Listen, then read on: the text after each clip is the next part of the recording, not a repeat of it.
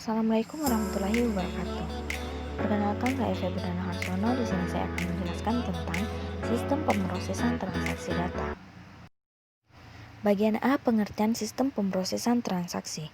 Sistem pengolahan transaksi atau Transaction Processing System, disingkat TPS, adalah sistem yang menjadi pintu utama dalam pengumpulan dan pengolahan data pada suatu organisasi.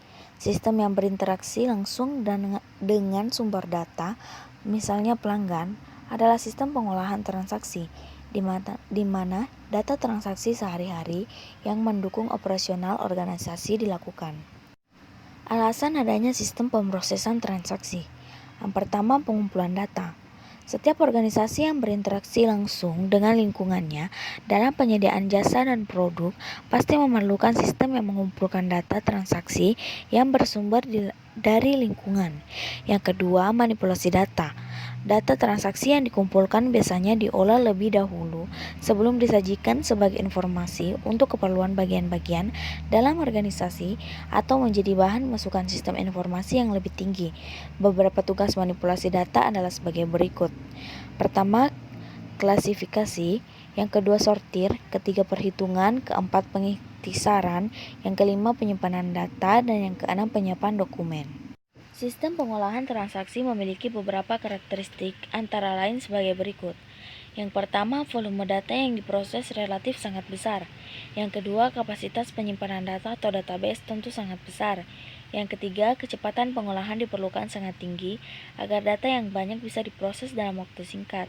Yang keempat, sumber data umumnya internal dan keluarannya umum untuk keperluan internal. Yang kelima, pengolahan data bisa dilakukan periodik, harian, mingguan, bulanan, dan sebagainya. Keenam, orientasi data yang dikumpulkan umumnya mengacu pada data masa lalu. Ketujuh, masukan dan keluaran terstruktur data di format menurut suatu standar. Dan terakhir, komputasi tidak terlalu rumit.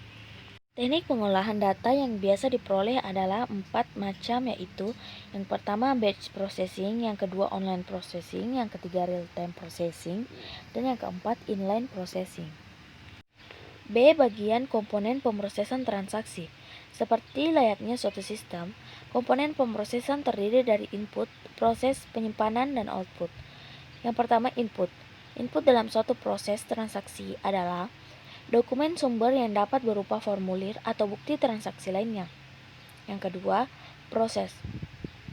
Dalam sistem manual, proses di sini terdiri dari kegiatan pemasukan data transaksi ke dalam jurnal. Dalam sistem komputer, prosesnya dilakukan dengan memasukkan data ke dalam file transaksi. Yang ketiga, penyimpanan. Media penyimpanan dari transaksi secara manual adalah buku besar. Buku besar ini menyediakan ikhtisar transaksi-transaksi keuangan perusahaan. Yang keempat, keluaran. Kelebihan dan kekurangan dari komponen keluaran adalah: keuntungan adalah bahwa biasanya proses transaksi sangat cepat. Biasanya tidak memakan beberapa detik, namun jika ada banyak file dalam antrian, waktu yang dibutuhkan untuk memproses data mungkin mengambil panjang. Kekurangannya membutuhkan biaya yang besar. Bagian C, aplikasi sistem informasi. Yang pertama, pengertian aplikasi. Aplikasi program siap pakai.